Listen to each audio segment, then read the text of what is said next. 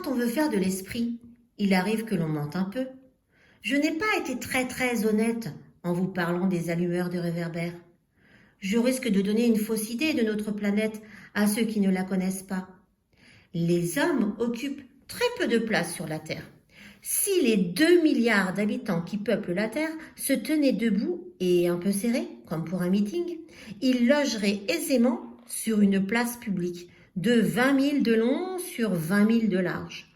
On pourrait entasser l'humanité sur le moindre petit îlot du Pacifique. Les grandes personnes, bien sûr, ne vous croiront pas. Elles s'imaginent tenir beaucoup de place. Elles se voient importantes comme des baobabs. Vous leur conseilleriez donc de faire le calcul. Elles adorent les chiffres. Ça leur plaira. Mais ne perdez pas votre temps à ce pinsomme. C'est inutile. Vous avez confiance en moi. Le petit prince, une fois sur terre, fut donc bien surpris de ne voir personne. Il avait déjà peur de s'être trompé de planète quand un anneau couleur de lune remua dans le sable. « Bonne nuit » fit le petit prince à tout hasard. « Bonne nuit » fit le serpent. « Sur quelle planète suis-je tombé » demanda le petit prince. « Sur la terre, en Afrique » répondit le serpent. « Ah, il n'y a donc personne sur la terre ?» « Ici, c'est le désert. Il n'y a personne dans les déserts. La terre est grande, » dit le serpent. Le petit prince s'assit sur une pierre et leva les yeux vers le ciel. « Je me demande, dit-il, si les étoiles sont éclairées afin que chacun puisse un jour retrouver la sienne.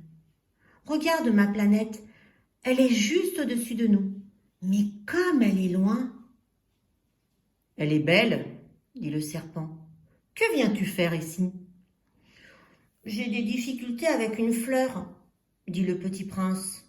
« Ah, » fit le serpent, et ils se turent. « Mais où sont les hommes ?»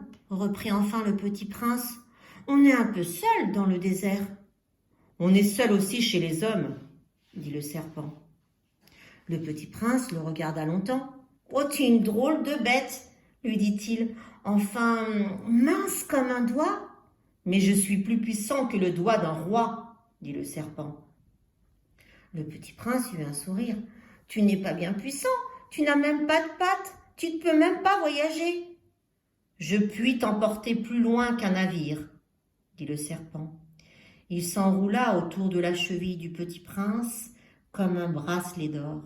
« Celui que je touche, je le rends à la terre dont il est sorti, » dit-il encore. « Mais tu es pur et tu viens d'une étoile. »